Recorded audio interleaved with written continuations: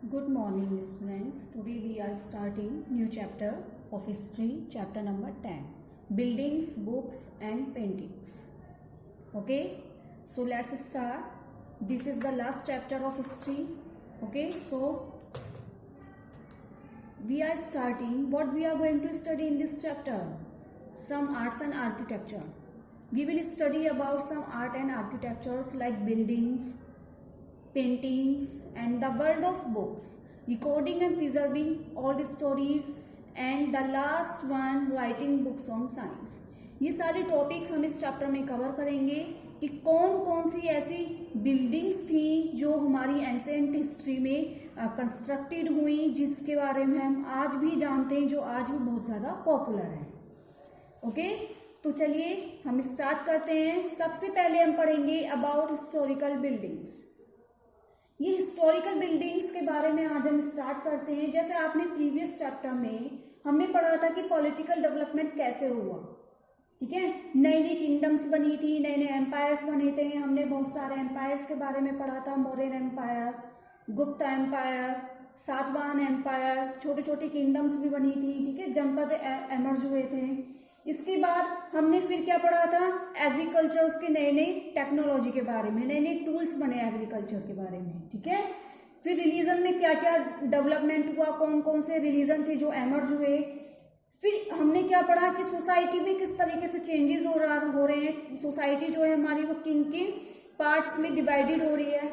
इसके बाद भी जो हमारा एंशिएंट हिस्ट्री है, एंशिएंट हिस्ट्री में सोसाइटी में कुछ और चेंजेस आए, कुछ और चेंजेस हमें देखने को मिले। जैसे नई नई बिल्डिंग्स बनने लगी। अगर हम बिल्डिंग का एग्जांपल दूं मैं आपको, तो जो ताजमहल है वो किसने बनवाया था? शाहजहां ने। किसकी याद में? अपनी बेगम मुमताज की याद में, ठीक है। लेकिन हमें इसके बारे में कैसे पता चला? जो ये आज लाल किला है, कुतुब मीनार है, ताजमहल है, ये सब बिल्डिंग्स तो बहुत पुराने टाइम की है ना। इनको जो कंस्ट्रक्ट किया गया था बहुत सालों पहले बना दिया गया था। लेकिन हम इनके बारे में कैसे जानते हैं, आज हम इनको डिस्कस करते हैं, ठीक है। तो सबसे पहले जो हमारा है वो है iron pillar. Iron pillar at Mehrauli, Delhi. Iron pillar कहां पर है? मेहरौली, ठीक है। ये भी one of the oldest example है हमारे आर्ट एंड आर्किटेक्चर्स का। जो क्राफ्टमैन्स थे उन्होंने इसमें इतनी अपनी बेस्ट स्किल दिखाई है इसको कंस्ट्रक्ट करने में कि आज भी ये बहुत ज्यादा फेमस है। कुतुब मीनार से भी पहले इसको बना दिया गया था, ठीक है। और ये जो हमारा आयरन पिलर है ये कब कंस्ट्रक्टेड किया गया था? Approx 1600 years ago, during the period of Chandragupta second, okay. And this is the one of the remarkable example of the skill of Indian craft persons.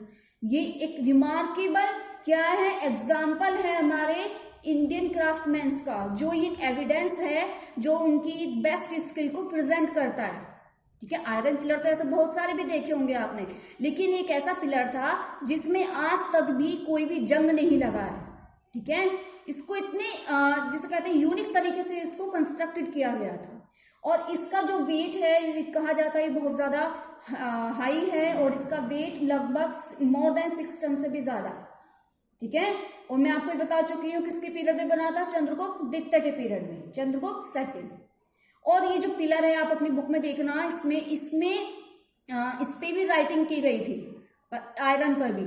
इस पे जो पाए जाते हैं वो इंस्क्रिप्शंस हैं संस्कृत के, जो ब्राह्मी स्क्रिप्ट में लिखे गए थे, जिसमें लॉर्ड विष्णु के बारे में लिखा गया है, ठीक है। और भी बहुत सारी इंस्क्रिप्शंस हम इसमें देख सकते हैं, आप कभी अगर विजिट कर आओ। और ये जो हमारा आयरन पिलर था, one of the attractive building of the ancient history. समझ में आया? अब अगर हम बात करें और भी बिल्डिंग्स की, जैसे स्तूपा। क्या है स्तूपा? जो ये स्तूपा है इसका ये भी अब नेक्स्ट टॉपिक अगर हम बात करते हैं buildings in brick and stone की, कुछ ऐसी बिल्डिंग्स थी जो ब्रिक और स्टोन से बनाई गई थी, तो उसका एग्जाम्पल है स्तूपा, ठीक है। अब स्तूपा क्या है? ये भी एक ऐसी इस बिल्डिंग थी जिसका मीनिंग होता है माउंड यानी टीला, जिसको हम डोम कहते हैं, ठीक है। तो ये स्तूपा जो था इसका मीनिंग था टीला, माउंट। और एक स्तूपा ये जो था ये स्फेरिकल शेप में था, इमेज में देख सकते हैं, ये इमेज देख रहे हैं ना, ये जो ये ऊपर ये गोल है, ऊपर से स्फेरिकल शेप में है ना, इसको गुंबद कहा जाता है, ठीक है। इसके बारे में हम कुछ कॉमन फीचर्स की अगर हम बात करें तो जितने भी स्तूपा होते हैं, और भी स्तूपा हैं फेमस, वैसे तो ये सांची स्तूप है मध्य प्रदेश में, इसके अलावा भी और भी हैं स्तूपा, अमरावती स्तूप है आंध्र प्रदेश में, ठीक है, और भी हैं, लेकिन हर स्तूपा में कुछ ना कुछ कॉमन फीचर्स होते हैं जो हर स्तूप में पाए जाते हैं। सबसे पहले तो इसका एक कॉमन फीचर्स ये है कि यहाँ पे एक स्मॉल बॉक्स है, इसके सेंटर में, इस माउंट के सेंटर में यहाँ पे एक स्मॉल बॉक्स पाया गया, जिसको क्या कहा जाता है, स्मॉल बॉक्स को रिलिक कास्केट। रिलिक कास्केट एक स्मॉल बॉक्स है जो इसके सेंटर में पाया गया था, और उसमें कुछ ऐसे रिमेन्स पाए गए थे बुद्ध के या उनके जितने भी फॉलोअर्स थे, उनको कुछ रिमेन्स पाए गए थे, जैसे टीथ हो गया, ठीक है, कुछ प्रीसियस स्टोन भी पाए गए थे वहां पे, और क्या क्या था, बोन्स, एशेस, कुछ प्रीसियस स्टोन्स, कॉइन्स उस स्मॉल बॉक्स में पाए गए थे। और फिर वो जो बॉक्स था उसको अर्थ के अंदर कवर्ड कर दिया गया था ताकि कोई उसको छू ना सके या फिर कोई उसको कहीं भी ना ले जा सके, इसलिए उसको कवर्ड कर दिया गया brick and stone and mud से, ठीक है। तो ये देख रहे हैं ना आप, ये जो ये वाला ये ब्रिक से बना हुआ है सारा ये वाला पार्ट, और इसीलिए ये एग्जाम्पल माना जाता है कि buildings and brick and stone like as our stupa, okay. इसके बारे में अगर हम और बात करें तो आप ये इमेज देख रहे हैं स्तूपा की, इसमें स्तूपा में यहाँ पे ऊपर देखिए रेलिंग दी हुई है, ये जो रेलिंग है इसके चारों तरफ क्या होता है, जो फॉलोअर्स थे बौद्धम के वो यहाँ पे राउंड लगाया करते थे एज ए डिवोटीज, वो भगवान की पूजा किया करते थे, जैसा हम लोग करते हैं पीपल के पेड़ के चारों तरफ हम राउंड लगाते हैं ना, ऐसे यहाँ पर रेलिंग बनाई गई थी, इसको कहते हैं प्रदक्षिणा पथ। क्या कहते हैं, प्रदक्षिणा पथ। और इस प्रदक्षिणा पथ पर एंट्रेंस करने के लिए यहाँ पे गेटवे है, ये मेन गेटवे है, यहाँ से हम एंटर करते हैं, तब जाकर हम ये ऊपर रेलिंग पर आते हैं, ठीक है। किसी ने विजिट की हो तो जरूर याद आएगा उसको, ये इमेज देखो, समझ में आ गया। क्लॉकवाइज डायरेक्शन, जितने भी डिवोटीज आते हैं वहां, जितने भी विजिटर्स आते हैं जो बौद्ध धर्म के फॉलोअर्स हैं, जो बौद्ध धर्म को बहुत ज्यादा मानते हैं, वो यहाँ पर भगवान बुद्ध की एनर्जी को फील करने के लिए यहाँ पर वो राउंड लगा कर जाते हैं, ठीक है। और भी बहुत सारे स्तूप हैं, जैसे आंध्र प्रदेश में है, ठीक है, और दूसरा सांची स्तूप है जो भोपाल में है, आप सभी ध्यान रखना, ये मोस्ट फेमस है हमारे इस पूरे वर्ल्ड में, ठीक है। इसके बाद अमरावती स्तूप भी सबसे largest and surrounded by railings, वहां उसके चारों तरफ भी रेलिंग्स बनाई गई थी, ठीक है। लेकिन इस चीज का ध्यान रखना, सांची स्तूप में जो ये प्रदक्षिणा पथ है, ये न्यू पाथ है, इसको प्रदक्षिणा पथ कहा जाता है, ठीक है, जो इसके चारों तरफ राउंड लगाते हैं, याद रखना, ठीक है। जो क्या है, एक रिलीजियस एक्टिविटी मानी जाती है for worship hundreds of years, बहुत सालों से यहाँ पे जितने भी डिवोटीज आते हैं वो यहाँ पे राउंड लगाते हैं एज ए वर्शिप, ठीक है। और यहाँ पे बहुत सारी इमेजेस थी हमारे हिंदू गॉड एंड गॉडेस की वहां पर बनाई गई, ठीक है। और यहाँ पे बहुत ये जो इसका जो गेटवे है इसको डेकोरेटेड किया गया डिफरेंट इमेजेस से, जैसे एलिफेंट की, लॉयंस की, ठीक है, इसका इमेजेस यहाँ पे मेन गेट पे बनाई गई है, ठीक है, 4 डायरेक्शंस में। और कुछ गॉड एंड गॉडेस की इमेजेस भी वहां पे बनाई गई है, जैसे भगवान शिव की, कृष्णा की, सूर्य की, दुर्गा की, ठीक है, यहाँ पर अच्छे से डेकोरेटेड किया गया है। और दूसरा जो गेटवे है सांची स्तूप का, उसको बहुत अच्छे से सजाया गया है, और वहां पे वहां इसके अंदर जितने भी वॉल्स हैं उसको इंडिकेट किया गया है भगवान बुद्ध की लाइफ को दिखाते हुए, भगवान बुद्ध की लाइफ को प्रेजेंट किया गया है वहां पे, ठीक है। और जो बौद्धिस्ट जो भगवान बुद्ध के जितने भी फॉलोअर्स थे उनको जातक टेल्स में उनको डिस्क्राइब भी किया गया है, समझ में आया। तो ये था आपका वन ऑफ द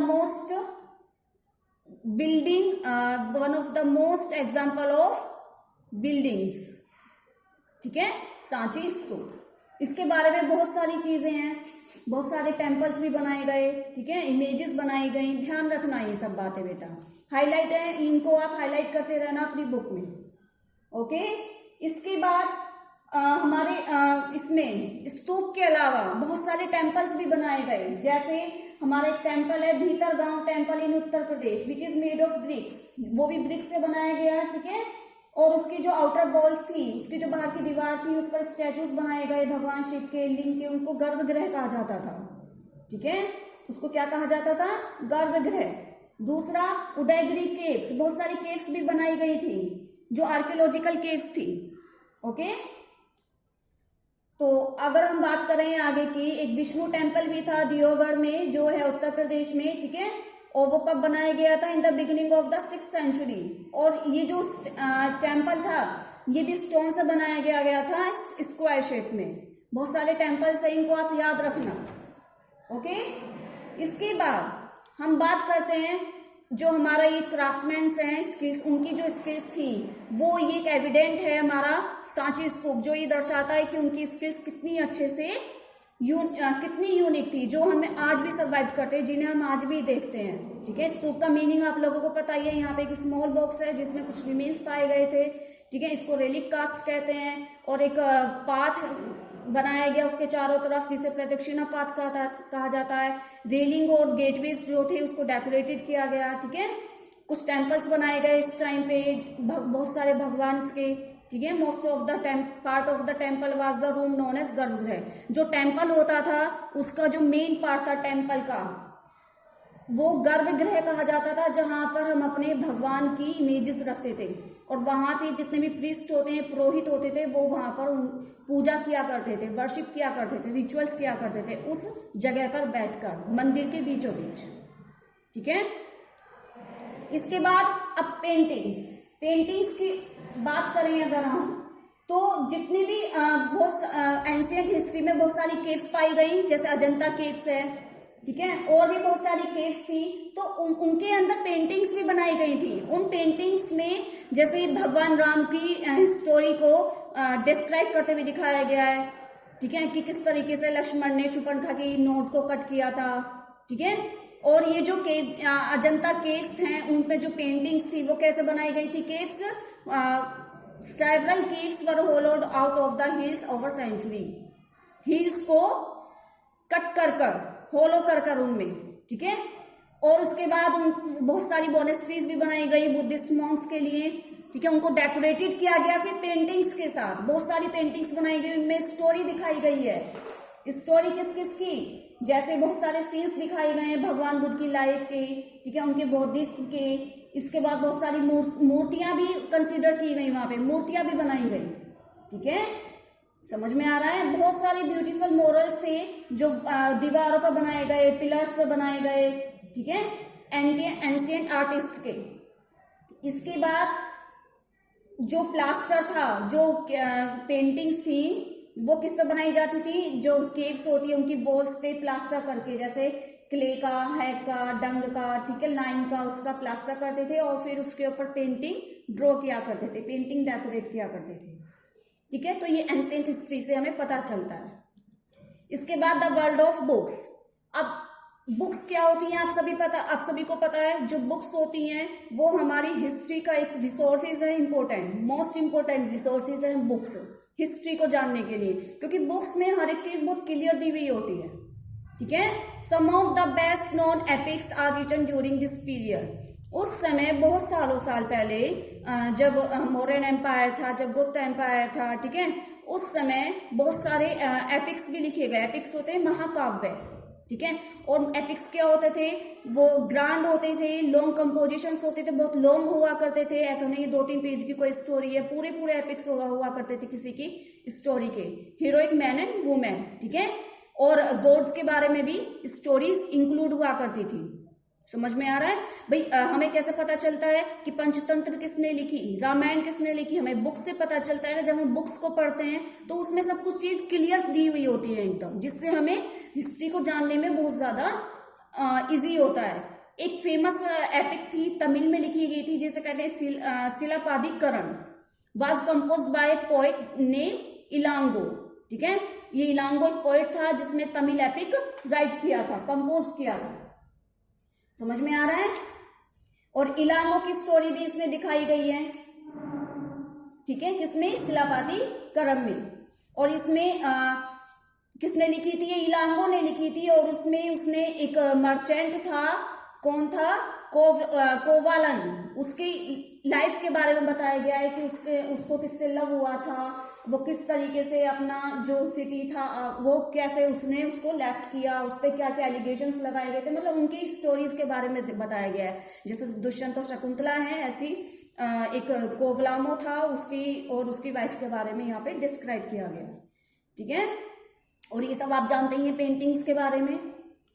इसके बाद जो एपिक्स थे, दो मोस्ट फेमस एपिक्स हैं जो हैं हमारे पुराण एंड महाभारत। ठीक है, और ये एक ऐसी रिकॉर्डिंग है, प्रिजर्विंग स्टोरी थी जिनको हम आज भी सर्वाइव करते हैं, जो आज भी हम पढ़ते हैं। जैसे भगवत गीता है, महाभारत है, रामायण है। रामायण में राम के बारे में बताया गया है, जो कौशला के प्रिंस थे। ठीक है, और उनको वनवास के लिए भेज दिया गया था, उनकी वाइफ सीता। ठीक है, और वो किसको? लंका के राजा रावण को हरा कर आए थे। ठीक है, ये स्टोरी तो नॉर्मल कॉमन है, आप सभी को पता है। ठीक है, और रावण को हराकर वो अयोध्या वापस लौटे थे। Valmiki is recognised as the author of the Sanskrit Ramayana, और उनके ये राइटर थे। रामायण किसने लिखी थी? वाल्मीकि ने।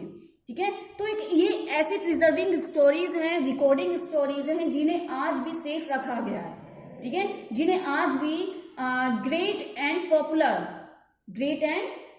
पॉपुलर जिसे कहते हैं एपिक्स हैं ये हमारे। ठीक है, बहुत सारी हिंदू रिलीजियस स्टोरीज भी हैं जो आज भी सर्वाइव्ड हैं, जिन्हें हम आज भी पढ़ते हैं अपने पुराण के बारे में। पुराण में विष्णु, शिव, दुर्गा, पार्वती, इन सब के बारे में भी, जो हमारे गॉड एंड गॉडेस हैं उनके बारे में भी हम आज पढ़ते हैं, सब कुछ जानते हैं, उनकी वर्शिप भी करते हैं। ठीक है, संस्कृत पोइट्स थे, संस्कृत एपिक्स थे हमारे ये रामायण है, महाभारत। समझ में आया? इसके बाद कुछ स्टोरीज हैं जो हमें ऑर्डिनरी पीपल्स के द्वारा पता चली हैं। जो हमारे ऑर्डिनरी पीपल्स हैं उन्होंने हमें ये भी बताया है कि जो स्टोरीज होती हैं और कुछ पोएम्स एंड सॉन्ग्स, ठीक है, डांस, परफॉर्म प्लेस, उन्होंने हमें कुछ ऐसी स्टोरीज के बारे में बताया, कुछ ऐसी कंपोज पोएम के बारे में बताया, कुछ ऐसे सॉन्ग्स के बारे में भी हमें पता चला है। ठीक है, और some of these are preserved in collection of stories such as Jataka, Panchatantra which were written down around this time. और कुछ स्टोरीज जो थी वो एक जिसे कहते हैं एक ऐसे कलेक्शन के रूप में थी जिसको एक नया नेम दिया गया, जैसे पंचतंत्र। पंचतंत्र की कहानी अगर आपने सुनी हो, किसने लिखी थी? वो विष्णु शर्मा ने लिखी थी। ठीक है, जातक क्या है? एक टेल है, ये एक पोएम थी जिसे बौद्ध धर्म के फॉलोअर्स ने उसको राइट डाउन किया था उस समय में। ठीक है, और जो जातक की स्टोरी है उसमें क्या दिखाया गया? स्तूपा के बारे में अच्छे से बताया गया, उन्होंने बताया था। ठीक है, ये प्लेस कितना अच्छा वर्शिपफुल है, यहाँ पे जो फॉलोअर्स हैं गौतम बुद्ध के वो क्यों आते हैं।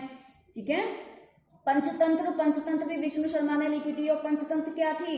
ये एक ऐसा story of collection of story था जिसमें एनिमल्स, बर्ड्स और उनके प्ले के बारे में अच्छे से डिस्क्राइब किया गया है। ठीक है, किंग्स के बारे में, कुछ कॉमन मैन्स थे, इनका एक कलेक्शन था पंचतंत्र, जो विष्णु शर्मा ने लिखा था। ठीक है, stories from the Jataka were often shown on the railing of stupa and paintings. ठीक है, in place such as Ajanta. इन सब के बारे में भी हमारी कुछ स्टोरीज हैं जिसमें अच्छे से बताया गया है। इसके बाद writing books on science, this is the last topic of this chapter. कुछ ऐसी बुक्स भी हमें पढ़ने को मिली थी, कुछ ऐसी बुक्स भी हमने देखी जो साइंस के ऊपर लिखी गई थी। ठीक है, और ये सब आप लोग जानते हैं कि जब this was also the time when Aryabhatta एक मैथमेटिशियन एंड एस्ट्रोनॉमर। आर्यभट्ट के बारे में आप सभी जानते हैं, वो एक एस्ट्रोनॉमर भी है और मैथमेटिशियन भी थे। ठीक है, उन्होंने संस्कृत में एक बुक लिखी थी आर्यभट्टियम। ये सारी चीजें ध्यान रखना। और उन्होंने ये भी बताया था कि जो हमारी अर्थ है, नहीं, जो डे एंड नाइट है वो क्यों होते हैं, उनका क्या रीजन है। उनका रीजन बताया था rotation of the earth on its axis, पृथ्वी का अपने अक्ष पर घूमना ही दिन और रात का कारण होता है। ठीक है, इसी वजह से जो सन होता है वो राइज होता है और क्या होता है, सिटिंग एवरी डे। ठीक है, उन्होंने कुछ ऐसे साइंटिफिक एक्सप्लेनेशन को भी डेवलप किया था, ठीक है, एक्स लिपिसिस को। इसके बाद उन्होंने क्या क्या फाउंड किया था, उन्होंने he also found a way of calculating the circumferences of a circle, circle की सर्कमफ्रेंसेस को किस तरीके से उन्होंने कैलकुलेट करते हैं उसको भी फाउंड किया, उसका एक way, unique way which is nearly as accurate as the formula we use today, जिसको हम आज भी यूज करते हैं और एक फॉर्मूला के रूप में उन्होंने डेवलप किया था, ठीक है। और भी बहुत सारे वो रहे हैं हमारे, जैसे वारामिहिर हैं, ब्रह्मगुप्त हैं, भास्कराचार्य हैं, ठीक है, ये भी अदर मैथमेटिशियंस रहे हैं, एस्ट्रोनॉमर रहे हैं, जिन्होंने बहुत सारी डिस्कवरीज को डेवलप किया था, ठीक है। इसके बाद बहुत सारे और भी बहुत ज्यादा डिस्कवरी हुई थी, जैसे जीरो क्या था, एक मेजर एडवांसमेंट था हमारा जीरो एंड डेसिमल सिस्टम, उनको भी इन्होंने डेवलप किया था, ठीक है। जो नंबर्स होते हैं, जो उनको पहले जो अर्लियर लोग थे वो कैसे यूज करते हैं, ठीक है। और मैथमेटिशियन जो है वो हमारे इंडिया में एक स्पेशल सिंबल के रूप में डेवलप हुआ था फॉर जीरो के लिए, ठीक है। Mathematician in India now invented a special symbol for zero, this system of counting was adopted by Arabs and then spread to Europe. हमारे इंडिया में सबसे पहले जीरो पद्धति का क्या हुआ था, इन्वेंशन हुआ था, ठीक है, काउंटिंग सिस्टम के लिए, जो अरब के द्वारा अडॉप्ट किया गया और फिर उसको स्प्रेड किया गया यूरोप में, ठीक है। और उसके बाद धीरे धीरे ये हमारे पूरे इंडिया में, पूरे वर्ल्ड में ये स्प्रेड हो गया था, ठीक है। तो कुछ बुक्स भी हमें पढ़ने को मिली थी जो एंशिएंट हिस्ट्री में, जिन्हें हम जानते हैं आज भी, देखते हैं, पढ़ते हैं, ठीक है।